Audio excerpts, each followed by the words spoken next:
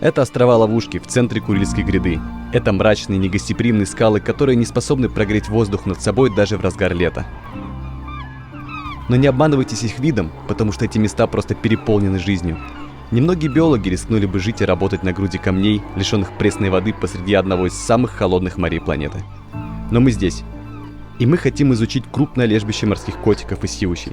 Мы хотим понять, почему в одних районах животные чувствуют себя благополучно, а в других вымирают. Мой первый фильм о путешествии по Колыме открыл мне глаза на то, как изменение климата преобразило Арктику. Я узнал, что таяние вечной мерзлоты стало угрозой для всей планеты. И там я услышал об одном очень амбициозном проекте семьи климатологов – Никиты и Сергея Зимовых. Они пытаются вернуть жизнь экосистеме мамонтовых степей и уверены, что это поможет нам бороться с изменением климата. Они знают, что проект продлится несколько поколений, и будущее проекта лежит в руках их детей и внуков. И это очень благородная миссия, которой нельзя не восхищаться. И я понял, что не могу остановиться на одном проекте. Мне нужно искать таких же смелых героев, которые готовы бороться за будущее нашей планеты.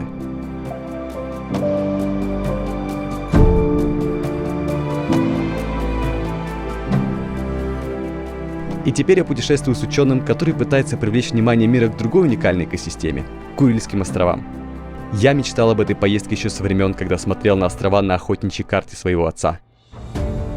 Но то, что я увидел здесь, просто захватило дух. Это не только масштабы природы, но и то, что мы можем быть последними, кто вообще увидит ее в таком богатстве.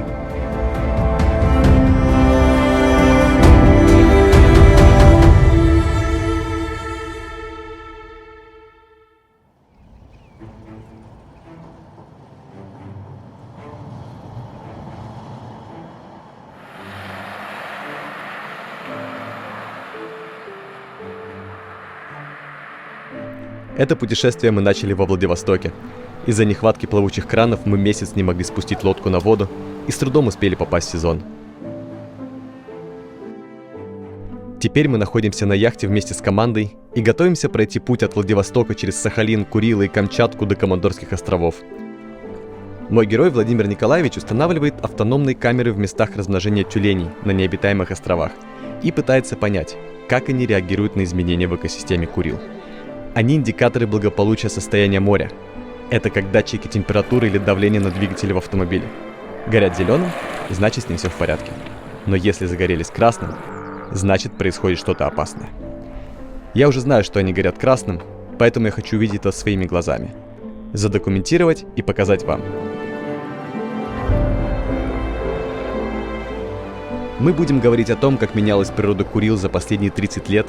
И, к сожалению, это будет печальная история, но я хочу ее рассказать, чтобы показать вам, что же происходит с нашей планетой.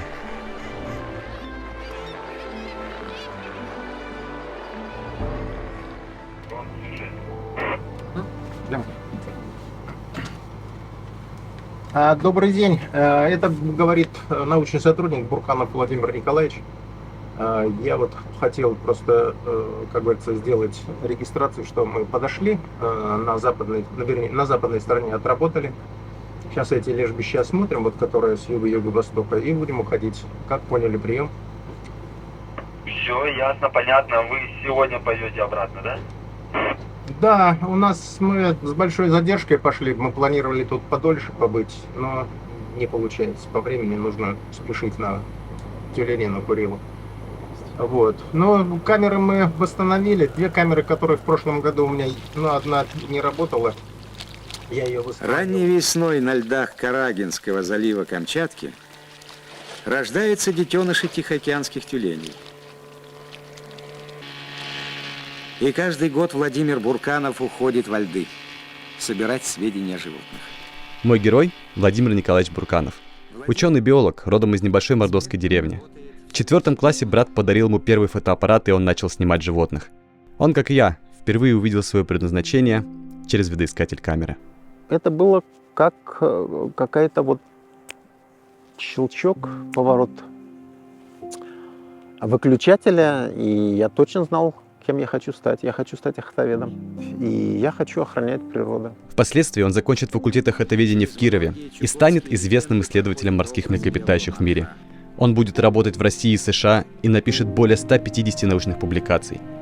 Но вообще-то он никогда не собирался работать на Камчатке. Я мечтал всю жизнь мечтал жить и работать в уссурийской тайге, изучать тигров или охранять тигров. Это была мечта отца, потому что он в армии служил во время войны на Восточном фронте, на реке Уссури.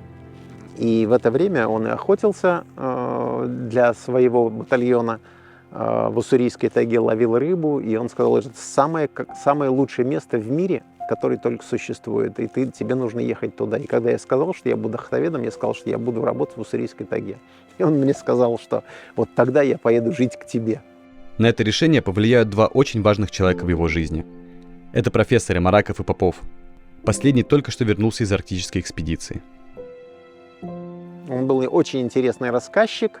Он привез массу слайдов антарктических тюленей. Он зимовал, дрейфовал на льдах, дрейфующих станциях в Белом море, изучал биологию гренландского тюленя. И он рассказывал об этих дрейфующих станциях, дрейфующих лагерях, о зимовке в Антарктике.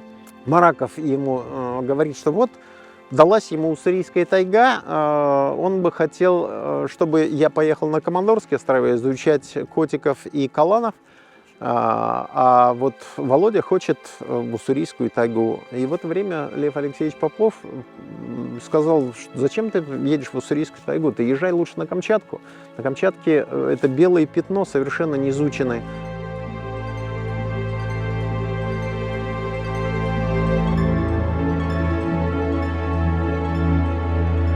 А когда я приехал на Камчатку увидел эту прекрасную землю, конечно, я влюбился в Камчатку и вот до сих пор остался. И морские млекопитающие стали тем объектом, которому я посвятил практически всю свою жизнь.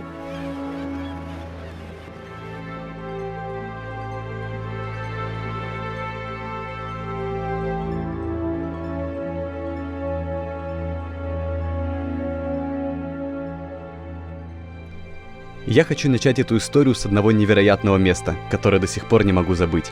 Рай на земле, о котором вы, наверное, не слышали и, скорее всего, даже не представляли его в таком виде.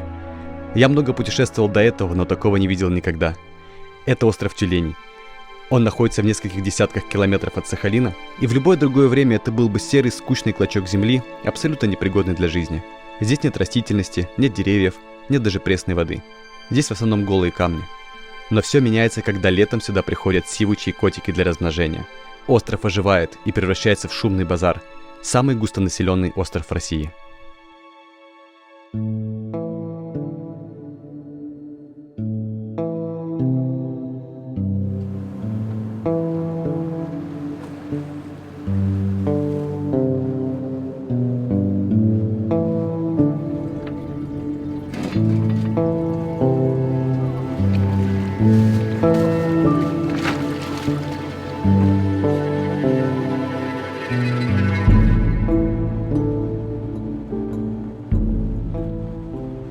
Это остров Тюленей, и он выглядит совсем не как рай на земле. Сейчас здесь густой туман, нет растительности, как и нет спасения запаха котиков, и в общем здесь разруха.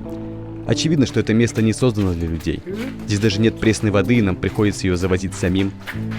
Нам повезло, что Владимир Николаевич вообще успел собрать денег с показов фильма в Курилах в прошлом году и купить воду, еду и топливо для волонтеров, которые живут на старой промысловой станции. Потому что им тут и так приходится несладко.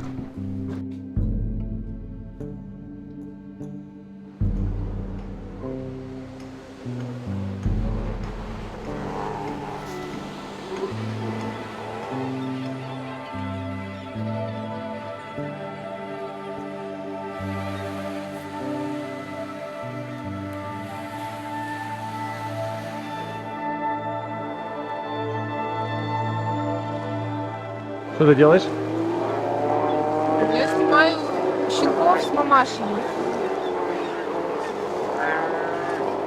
Что с ними? Что? Что с ними? Нет, с ними все в порядке. Но вот здесь я заметила одну мамочку, у которой ошейник надет на шею очень сильно, 2 раза перемотан. И с ней рядом ее малыш, щенок. Хочется снять такой кадр, чтобы, может быть, потом пригодится в целях, не знаю, просвещения людей. Многие люди просто не знают, что с сивочем такая беда есть. Ну, а сивочи очень приятно смотрится, так мило. можно часами наблюдать, как они нежатся. Ведь самка, она кормит, по-моему, несколько месяцев и не отходит от щенка своего, пока он не увеличится в размерах. Потом она уже идет кормиться. Например, настоящих тюленей такого не бывает. Они там на 2 дня могут своего щенка оставить, а вот у сивучих нет. Вот они самые такие, у них материнский инстинкт. Эти ребята приехали с нами, чтобы снять фильм о пластиковом загрязнении океана. Сейчас они пытаются спасти котиков от пластиковых ошейников, которые те ловят по пути. Чем больше будет расти котик, тем сильнее будет давить ошейник. Иногда это превращается в ужасное зрелище, и я очень рад, что ребята вообще взялись решать эту проблему. Сейчас ребята пытаются освободить северного морского котика от ошейника, от пластиковой ленты, которая впилась ему в шею. Они пытаются подвинуть шест, его шея, на конце шеста крючок острый. Как только они наденут этот крючок на пластиковую ленту, необходимо сдернуть и разрезать эту пластиковую ленту. Но котик очень осторожен и не подпускает к себе даже палку. Да, Посмотрим, чем закончится.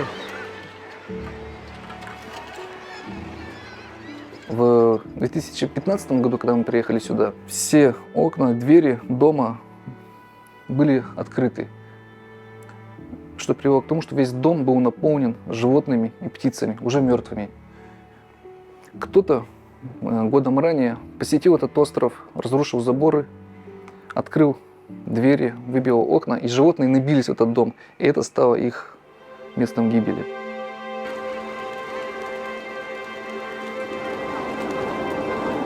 Ребята, во весь рост не идите, присаживайтесь. На фоне неба, вот смотрите за сивучами, они смотрят на нас. Они видят нас на фоне неба.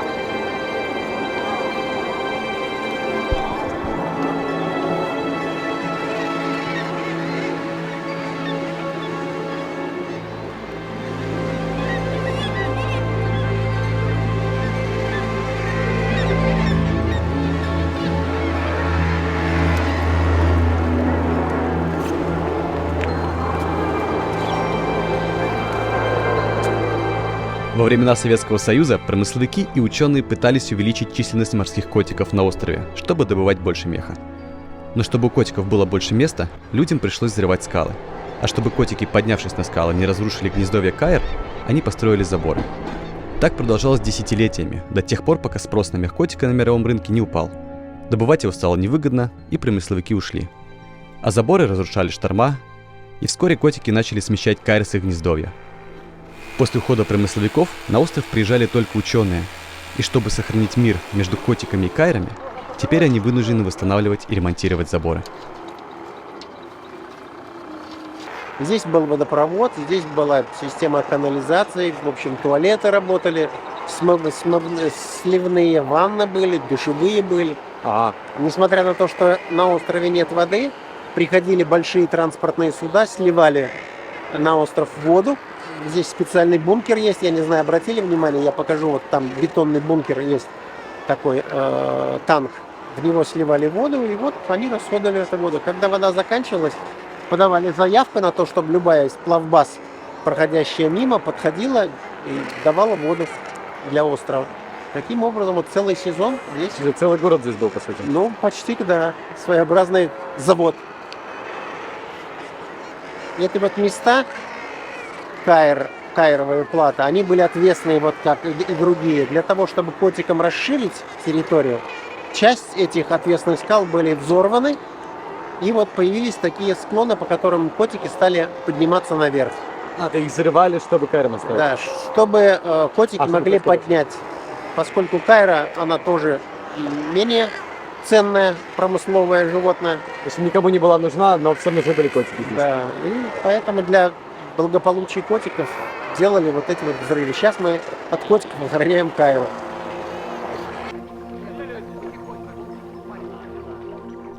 Остров Тюленей – это символ эпохи промысла морских котиков, которая началась в 1741 году, когда экспедиция Беринга открыла огромное лежбище котиков на Командорских островах. Их и многие другие виды впервые описал натуралист и врач Георг Стеллер. И вскоре вслед за сказочными описаниями полчищ животных с очень плотным и ценным мехом сюда пришли охотники за пушниной.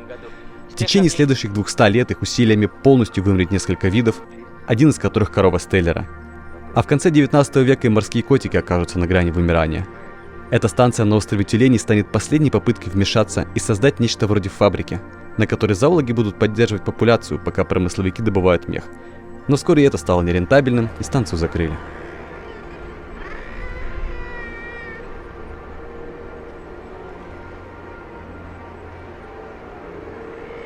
Фантастика. Фантастика, богатство и буйство жизни. Никогда не устаю удивляться и поражаться этому буйству на этом острове. Голая скала посреди Охотского моря. И столько птиц, зверей. Фантастика.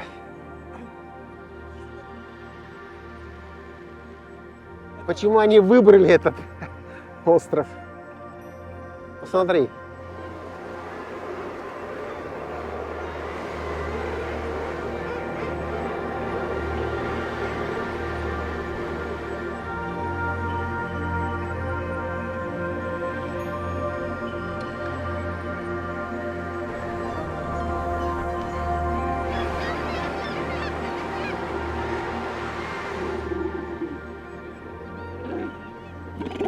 Удивительно, когда вот наблюдаешь детеныши сивуча или котика, вот я наблюдал и сивуча, и котика вот на пляже.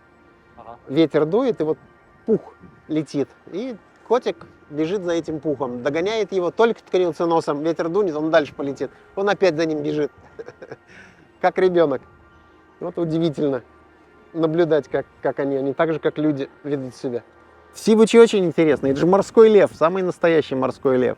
И чем дольше я сижу, нахожусь на лежбищах, чем больше я за ними наблюдаю, это просто фантастический вид. Фантастическое животное, очень своеобразное, очень умное. Смотришь, они обитают на таких неприступных скалах, на которых ни одно другое животное или ни одно другое животное не хочет обитать, не хочет появляться. А это ведь для них защита. На этих скалах больше никто не может попасть, кроме как сивучий. Я начал работать в 89 году по сивучу, и в это время уже популяция сильно уменьшилась.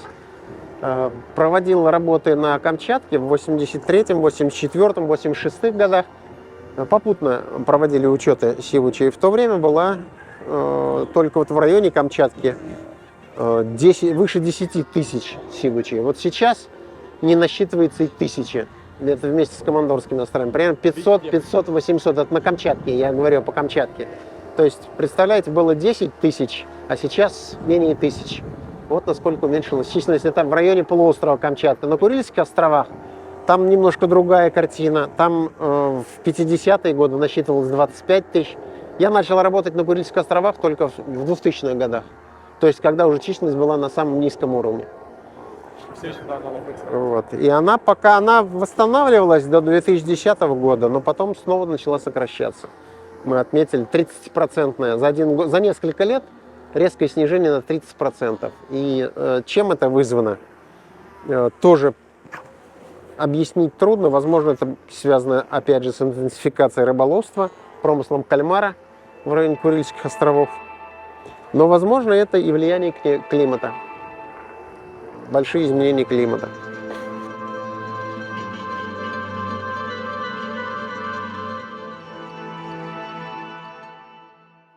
Всю свою карьеру Владимир Николаевич пытался отследить и найти причину уменьшения популяции сивучей. Сначала им приходилось жить по несколько месяцев на каждом из островов и считать всех вручную. А со временем технологии улучшились, и теперь Владимир Николаевич устанавливает автономные камеры, которые работают целый год. Ты сможешь в 2 словах рассказать, что ты все сделаешь? Именно сейчас я провожу полет по регистрации товареных животных. Когда появились дроны, ребята смогли написать под них программу. Теперь алгоритм полета позволяет отснять весь остров, создать из него модель, а программа машинного обучения, которую изучает Ваня, сможет сама найти и почитать всех котиков. Запуская процесс автоматизированного учета, мы получаем набор точек для каждого животного. Перед тем, как уехать, я поймал Ваню, когда он монтировал спутниковую тарелку, чтобы у волонтеров наконец-то появился интернет. Я уже знаю, что Ваня не совсем поддерживает то, как развивалась печальная история этого места. Поэтому я спросил, что он думает о том, как вмешивается человек в жизнь сивучей и котиков. Каждый вид имеет право на существование только потому, что он существует. Мы, люди, появились гораздо позже, чем большинство видов. И задача человека, как человека, обладающего, как существа, у которого есть разум и осознание, поддержание природы, поддержание экосистем в том виде, в котором они существуют, не их разрушение.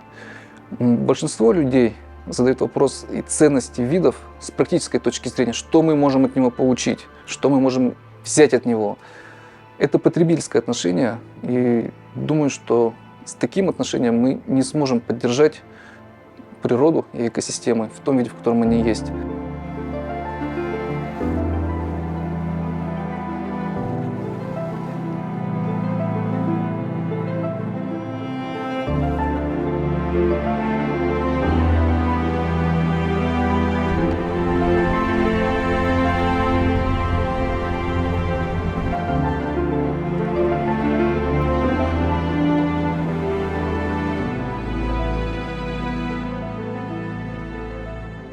В основном это приключение мы проводим на яхте. Нам приходится по несколько дней переходить от острова к острову, и бывают дни, когда даже у самых опытных моряков падает настроение. И наша команда не исключение. Сегодня у нас на борту пельмени. Ой. Пельмени мы едим очень часто. Очень часто. Сколько раз мы уже ели пельмени, как ты думаешь? Владимир Николаевич, как вам пельмени? Супер. А как вам пельмени уже целый месяц? Еще не надоели. Лодка очень большая. Поэтому... Ну, не поэтому, а просто потому, что мы тут вечно в Охотском море. У нас каждые 3 часа смена. Через 2 часа будет моя. Поэтому пока моя смена не настала, я хожу и наслаждаюсь видами, стираю одежду, отдыхаю, обрабатываю видео, которые снимаю для фильма. Завтра уже на Курильских островах будем. Сплошное веселье. Вот за бортом проплывает пластиковая упаковка от каких-то печенек. Вот, кстати, удивительно. Ты можешь быть где угодно, можешь терпеть крушение, но вот пластиковую упаковку ты обязательно где-нибудь увидишь. Там на вахте Серега. К сожалению, у нас произошла проблема. На лодке все заболели. Это Серега. Серега болеет. Чуть-чуть. Вообще он хороший парень. Но нормально. Но когда болеет, абсолютно молчалив. Вот игра. Я свой утренний чай. 3000. Все в шоколаде. Я думал, это ваше секретное место. Оно и есть секретное. Это секрет, про который никто Но не есть знает. кое-что, что всегда поднимает наш боевой дух и заставляет нас забыть о том, как дни сливаются в один. Это встреча с китами. Киты вот тут. Мы записываем каждую встречу каждого кита. Отслеживание их популяции – тоже часть работы биолога. Толпа рванет туда искать этих китов. Если ничего не найдут, они тебя побьют. Скажи, кого мы ждем? Мы ждем кашалотов. Почему мы ждем кашалотов? Они тут кушают Что они тут кушают? гигантских кальмаров.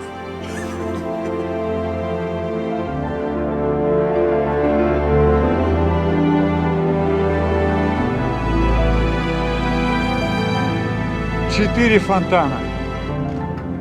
Хвост. 5 фонтанов. Что происходит, Владимир Николаевич? На горизонте фонтаны. Направили сейчас в сторону этих фонтанов и будем определять, что это за киты. Какие-то крупные фонтаны, вполне возможно, либо финвалы, может быть, гладкие киты.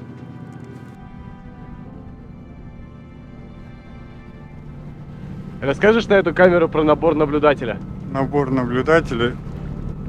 В первую очередь это вот глаза с темными очками, а потом блокнот для записи, фотоаппарат и бинокль.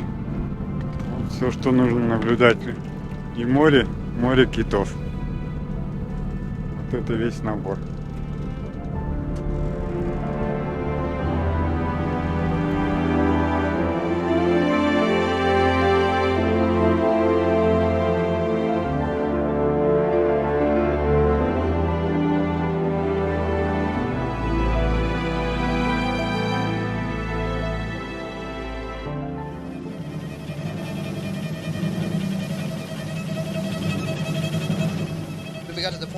Мы уже боялись, что переедем китов.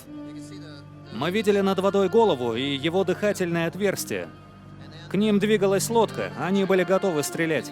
Нашим единственным правилом было, что как только они поворачивали гарпун, мы сразу же вставали у них на пути.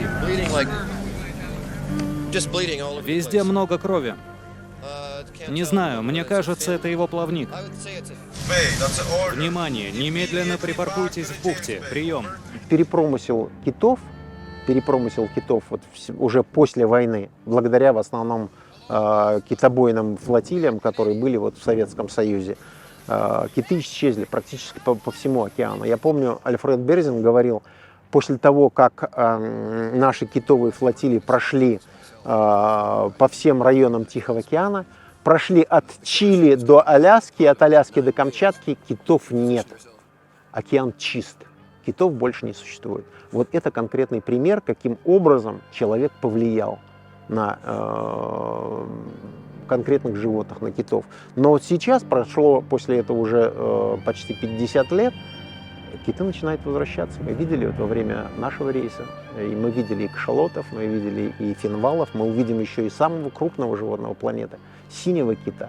Но опять они возвращаются только потому, что условия обитания, места обитания этих животных, они не изменились. Как только человек прекратил пресс промысла, животные постепенно восстанавливаются. Раньше это происходило быстрее, сейчас медленнее, потому что экосистема меняется, места обитания ухудшаются. Вот. Но среда пока еще остается для них пригодной для их жилья. Еще до этого путешествия я готовился к съемкам и наткнулся на фильм «Законы Серенгети». Он начинается с истории Боба Пейна и Джима Эстаса. Боб Пейн – профессор зоологии в Вашингтоне. По счастливой случайности он оказался другом и коллегой Владимира Николаевича и таким же увлеченным ученым. Но он искал кое-что другое. Он пытался разгадать закономерности и связи в работе экосистем. Это было великолепное множество организмов. Там были плотоядные брюхоногие моллюски, питающиеся ракообразными, морские ежи, питающиеся ламинариями. В этой экосистеме много взаимосвязей.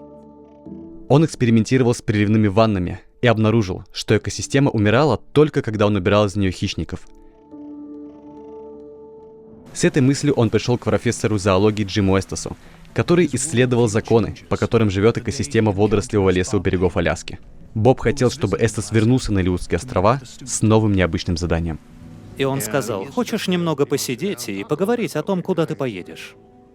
Я сказал ему, что меня интересует идея, как водорослевый лес может поддерживать такое количество каланов. А он ответил, что это звучит довольно скучно, и почему бы не сконцентрироваться на изучении каланов как хищников. Мне сразу пришло в голову, что это феноменально интересный природный эксперимент. И это стало началом моей новой жизни. Если каланы создают какой-то особый эффект, я должен это увидеть. Эстас отправился на запад Алиутских островов, на границу с Россией, где каланы полностью исчезли. 2 недели спустя я уже направлялся на Амчитку. Там, когда выходишь из самолета, висит табличка. Это не конец света, но отсюда его видно. И там он обнаружил, что без каланов водорослевые леса умерли и превратились в подводную пустыню. Я окунул голову в воды Шамии и удивился. Боже мой, это невероятно. Я никогда не видел пустошей морских ежей до поездки в Шамию. Я наблюдал за каланами долгое время и уже знал, что они едят много ежей. Но мне никогда не приходило это в голову, пока я не увидел экосистему, в которой каланы полностью исчезли. В полной безопасности от каланов морские ежи заполонили дно и начали поедать ламинарии. Они запустили разрушительный эффект домино, и вскоре водорослевый лес и все, кто в нем обитал, исчезли навсегда. Без каланов некогда богатая экосистема обеднела. Но, к сожалению, у Владимира Николаевича есть еще более грустная история. Сокращение численности вот на Северных Курилах произошло, если в 90-х годах и начале 2000-х годов там обитало, по крайней мере, более 10 тысяч, 10-13 тысяч, оценка такая, каланов, то в последние 2 года там и 1 тысячи не насчитывается, там лишь несколько сотен зверей. Представляете, в 10 раз сокращение численности произошло. И столько служб у нас создано, которые отвечают за охрану калана. Но никто это не зарегистрировал. Никто не принял никаких мер для того, чтобы выяснить, что же происходит с каланом. Человечество неумолимо растет и потребляет все больше ресурсов. Вслед за этим вымирает все больше видов и экосистем, и мы спрашиваем себя, в какой момент случится то природное событие, которое запустит разрушительный эффект домино на всей планете. И если в первом фильме я рассказывал про ученых Никиту и Сергея Зимовых, которые мечтали вернуть уже вымершую экосистему, то Владимир Бурканов пытается предотвратить смерть еще живой.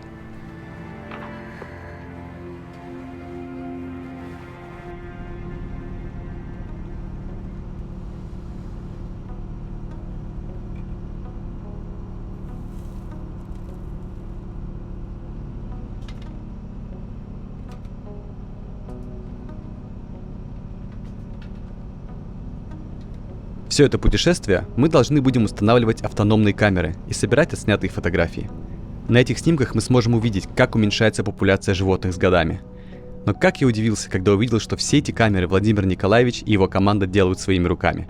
Причем с особой изобретательностью.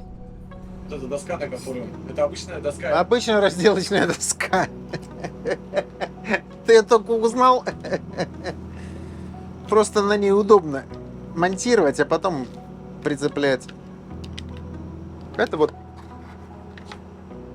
чардж-регулятор, зарядник, который регулирует заряд батареи от солнечной панели. К этому проводку подсоединяется солнечная панель, солнечная батарея. Вот. А отсюда берется питание на аккумулятор, на камеру уже. Оно подсоединяется и дает питание на таймер. Небольшой микрокомпьютер, микрочип, который вот отслеживает и освещенность, включает, выключает вечером, включает утром и позволяет проводить съемку с интервалом вот, с установленным заранее. Мы обычно ставим 5 или 10 минут. В летний сезон обычно 5 минут, а в зимний 10 минут. Вот. И она подключена вот к такой камере. Обычная камера Canon, Rebel. Они, к сожалению, очень дорогие. Но только эта камера позволяет получить нужное разрешение, чтобы животных можно было различить и по полу, и по возрасту, и меченых животных. Но надо сказать, что эти камеры работают очень хорошо. И у нас просили ребята сделать для работы в Антарктиде. На пингвинов-то у нас несколько камер стоят. У нас несколько камер стоят на Гавайях для наблюдения за тюленем-монахом. У нас, наверное, с десяток камер в Калифорнии. Вот сейчас вот ребята просят с Британской Колумбии тоже настроить им такую же систему мониторинга, которую мы вот делаем здесь у нас на Камчатке ведем. То есть вся наука держится на досках из Икеи? На досках. И вот лудим паяем. Я попал уже в период переходный, и мне приходилось изыскивать какие-то средства любым способом, попутные суда, договариваться с минимальным, так сказать, средствами, вот, которые я сказал, 1500 грант у меня был первый. И на этот грант мне удалось очень многое сделать.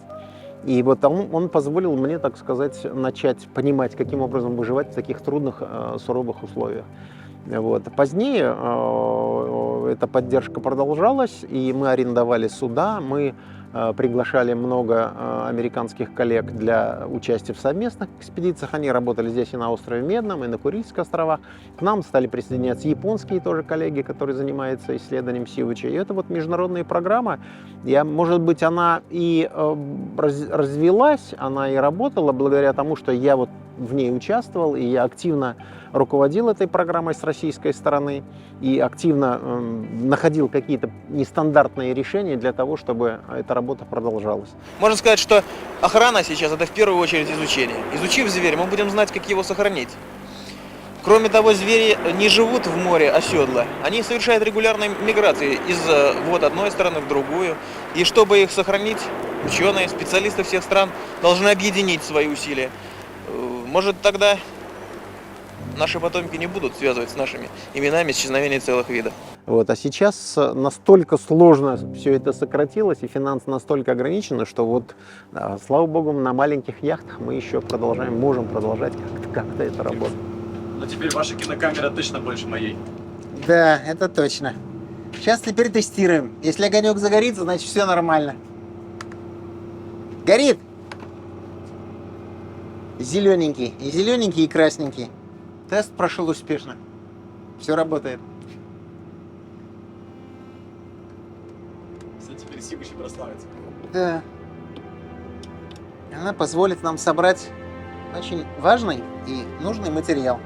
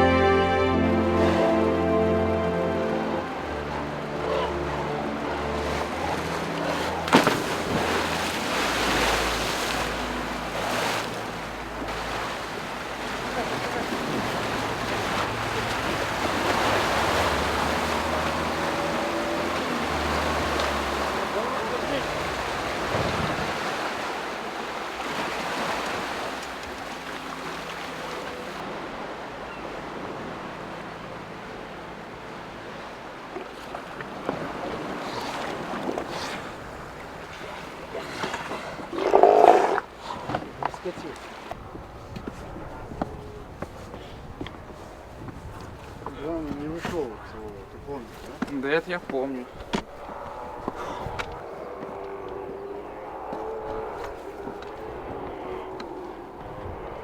Вещи сложим вот сюда, вот перенесем на перевал следующий. Так его нужно Вот здесь вот домик сгонять был. ведь нужен. Его ж сюда надо. Они. Наоборот, лучше ничего не ставить на пути. Лучше согнать, а потом... Согнать, а потом пойти. Конечно. Как вы думали? Ну, он если ломанется, он это все с собой тащит. Мы думали, кого жертву ритуальную. Передвинем. Он нам не дает идти. Вот его надо сейчас сдвинуть. Кого? А вон того часового, вон, видишь? Ляжет. Нос чешет.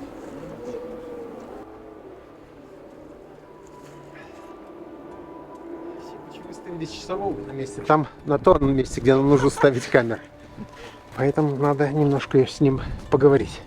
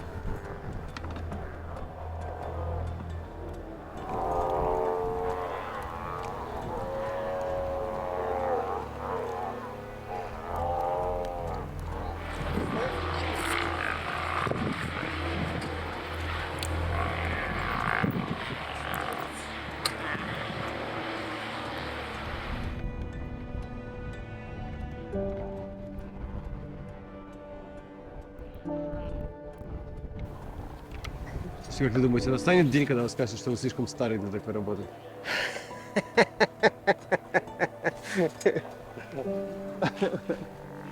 Я не могу ответить на этот вопрос. Этот вопрос мне постоянно задает жена. Я вообще люблю наблюдать зверей в дикой природе. Разные виды. Но вот с сивучем просто возникла эта проблема, понимаете, как получаешь работу. Работу получил, и ты работаешь. И эта проблема возникла, нужно было ей заниматься. В первую очередь нужно было определить, происходит ли миграция сивучей из каких-то других районов. Возможно, что с Аляски сивучи мигрировали все на Камчатку. Вот. Либо это какие-то другие процессы, и численность действительно сокращается. Сивуч, в общем-то, не мигрирующий вид, в большей степени номадный, он бродячий, размножается в определенных местах, а потом между сезонами размножения расходятся достаточно далеко.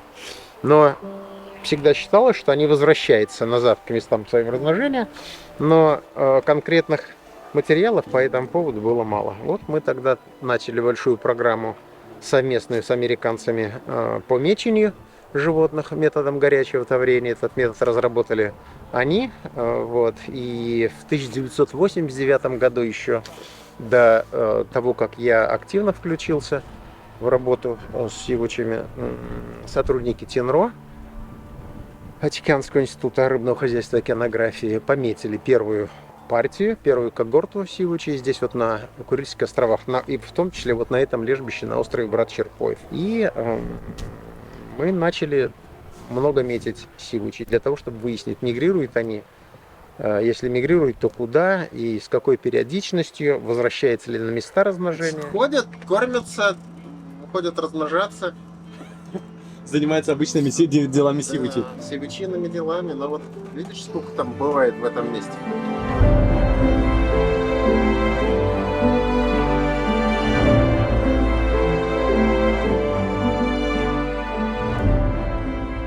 Мы вот видим, сократилась численность сивуча, резко упала численность. Мы знаем, что сивучи отстреливали, детеныши отстреливали, несколько поколений было отстреляно. Мы знаем, что сивучи убивали в Японии. Велся интенсивный отстрел в целях, так сказать, благополучия рыболовства. Вот. Велся промысел на Камчатке. Казалось бы, ну, эти сами отдельные факторы не должны были оказать влияние.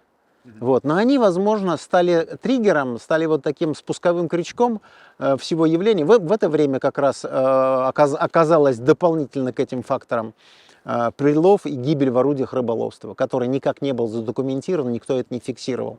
Вот. Параллельно изменилась, допустим, сменился биомасса сельди, резко сократилась. Исчезла охотско-хоккайская популяция сельди в Охотском море и на Курильских островах. Бристольская сельдь полностью исчезла, лютерская сельдь практически полностью исчезла. Появился в массе минтай, но минтай, он и пространственное распределение его в океане другое.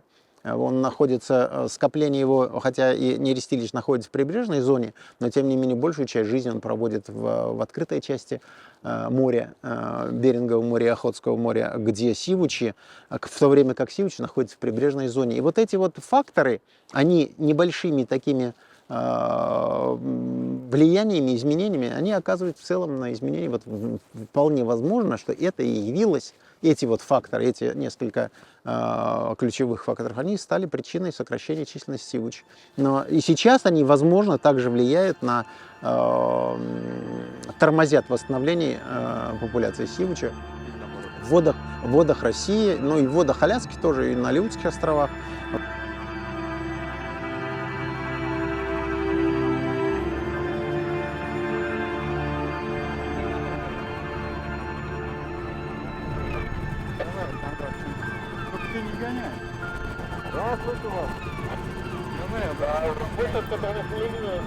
Вы не туда поехали.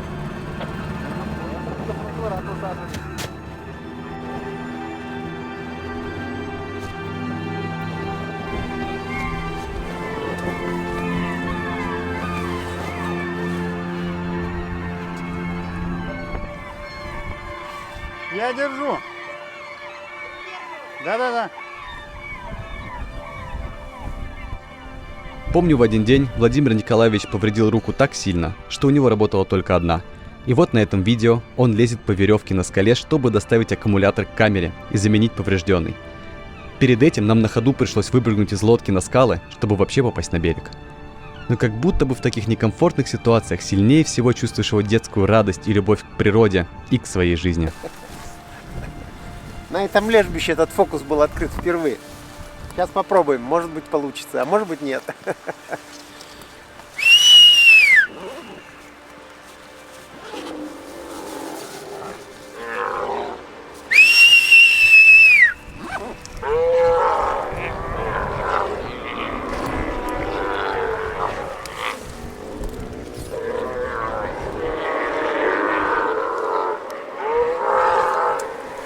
Когда нужно пошевелить животных, чтобы посмотреть у них на боках тавро, приходится вот таким вот путем привлекать их внимание.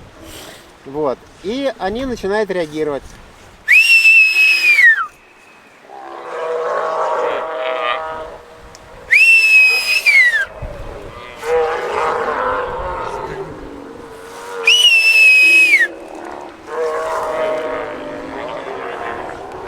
Но сегодня они что-то не очень охотно поют.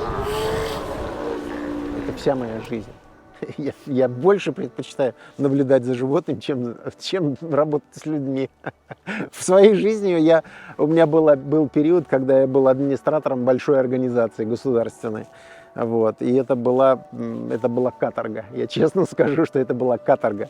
И мне очень трудно было уйти в это время из этой организации, потому что ты встраиваешься в систему, и система уже тебя не отпускает, она тебя держит, она приучает тебя к определенному алгоритму действий, и ты обязан существовать в этой системе. И вот когда я пытался уйти, меня не отпускало, вся система не отпускала, мой босс меня не отпускал, вот, и я хотел выйти из этой системы, меня отпустили на год заниматься наукой, и когда я вернулся через год и сказал, что все, я полностью увольняюсь и больше не хочу заниматься административной деятельностью, мне было предложено несколько вариантов должностей, достаточно высоких, достаточно крупных, от которых я тоже отказался. Люди, которые им предлагали, сказали им, они видят впервые человека, который отказывает от таких должностей. Вот. Мне, например, была предложена должность атташе по рыболовству в штате в Вашингтоне, Д.С., в Америке, от России. Вот. Я отказался от нее. Мне была предложена должность начальника морской береговой охраны Федеральной пограничной службы в Москве. Я тоже от нее отказался. Мне больше нравится работать с животными. К ним больше доверия.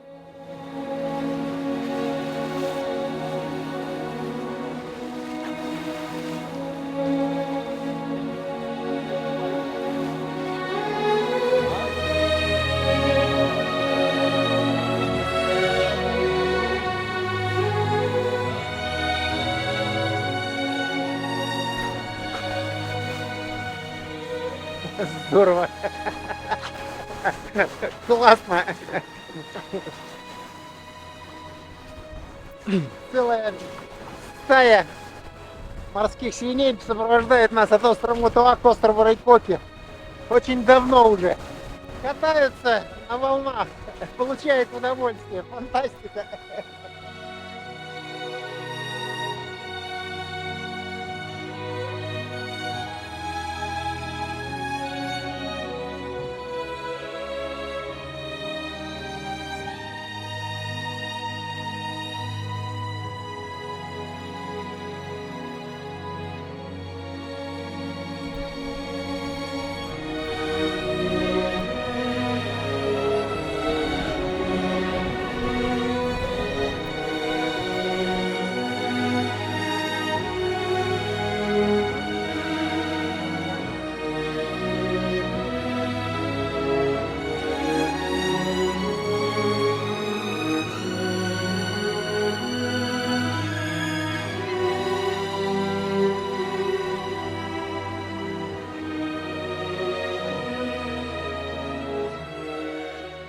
В 2019 году был очень странный день в Охотском море.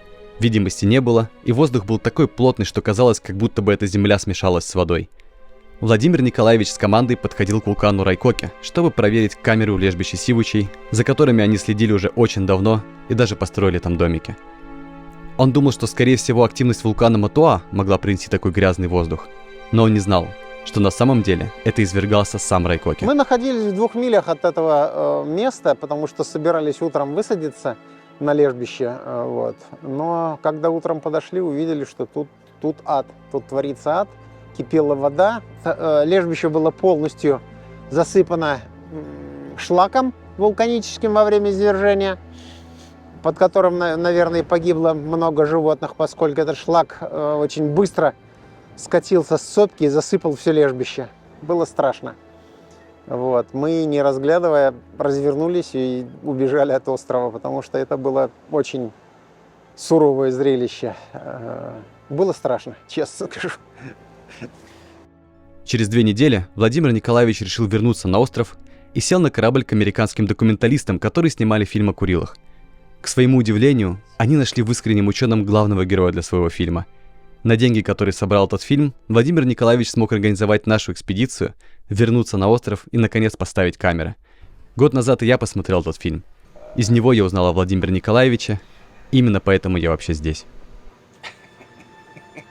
Мне вас придется постоянно снимать.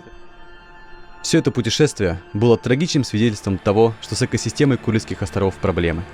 Какие-то лежбища навсегда опустели, а там, где когда-то было изобилие, осталось несколько десятков особей. Мы записали почти 10 часов интервью, обсуждая, как же так вышло. Но некоторые истории навсегда запали мне в душу. Я вот хорошо помню начало своей работы на Камчатке. Конец 70-х, начало 80-х. Я пришел молодым студентом. Вот, с хорошим грузом, так сказать, подходом к тому, что человеческая деятельность влияет на природу, и люди должны осторожно вмешиваться в природу.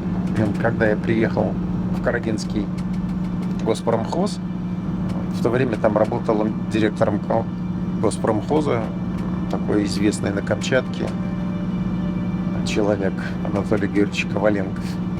Я пришел проверять уже работу инспектора, работу охотников его, и он там был на промысле в Карагинском заливе. Я говорю, нельзя стрелять в крылатку. У вас в крылатке нет в квотах, у вас нет разрешения, вы стреляете в крылатку. Вот. Но он посмеялся и говорил, ты знаешь, молодой человек, природа знает, что можно, что нельзя. И природа никогда не допустит то, чтобы ты что-то уничтожил. Она остановит тебя, и все будет нормально. Вот этот вот разговор я запомнил почти на всю жизнь, и каждый раз возвращаюсь к этому разговору, потому что он был неправ. Природа останавливает, но при этом численность животных долго не сохраняется. Одно дело добыча, другое дело изменение среды обитания. Когда разрушаются реки, нарушается вот газовый состав атмосферы. Огромное количество углекислого газа появляется в атмосфере. Вот тогда она остановит, тогда, когда для человека может быть очень поздно.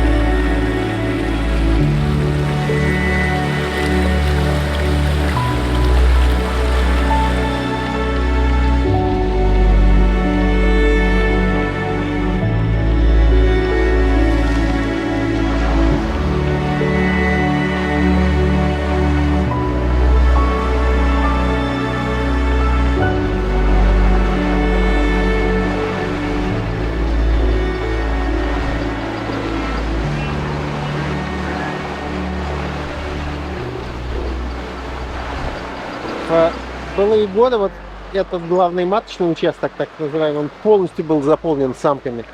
Прям сплошное гаремное пятно. Все, вся территория. И здесь вот лежало еще порядка 1500-2000 сивучек. Вот в этом месте прям. Это на ваше наблюдение? Это еще до меня.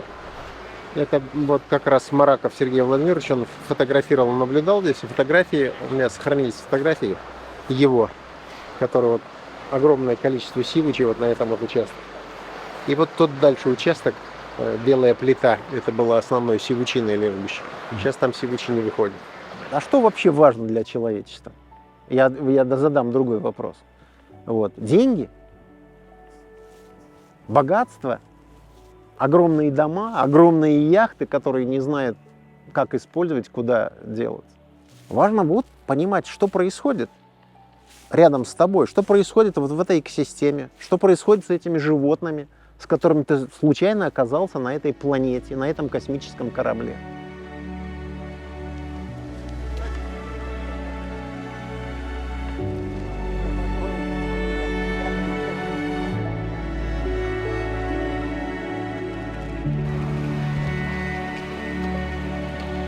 Изнутри не снесет.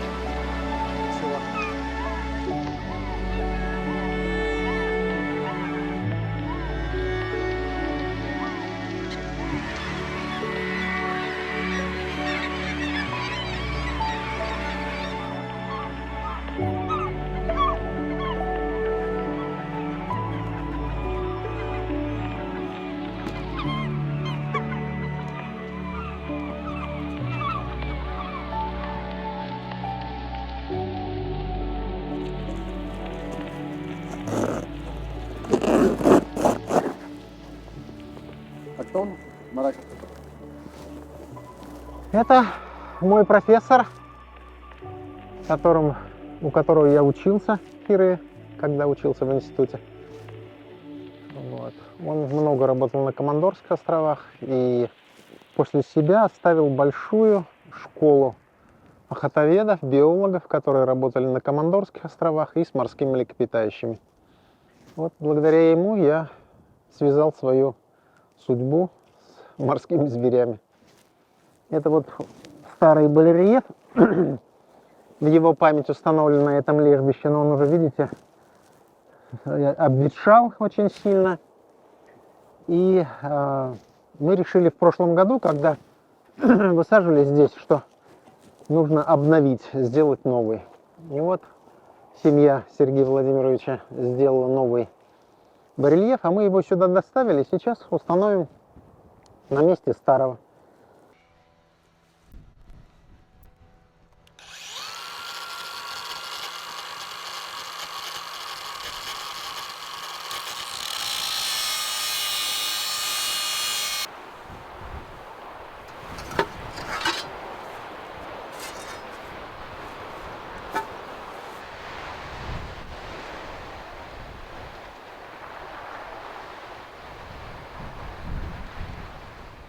Важно, чтобы это оставалось дальше, для твоих детей, для твоих внуков, для твоих потомков. Вот я хожу по этим землям, вот там две таблички есть двух ученых, Фридриха Челнокова и Сергея Маракова. Они оба мои учителя. Их нет уже.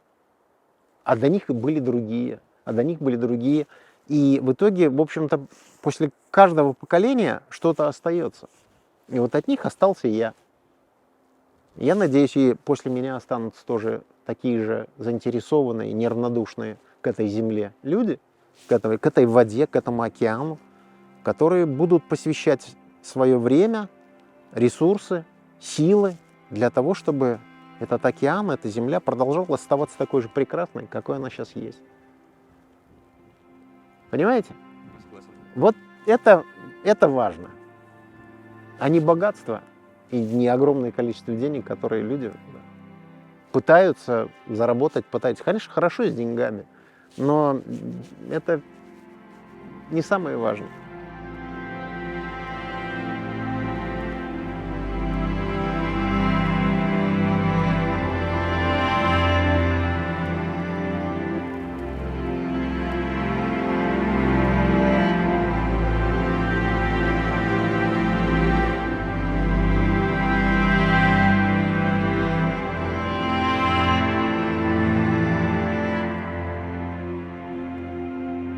Всем привет, меня зовут Александр Федоров, и я режиссер этого фильма. Фильм я снял 2 года назад, и с того момента исследование стало делать все сложнее.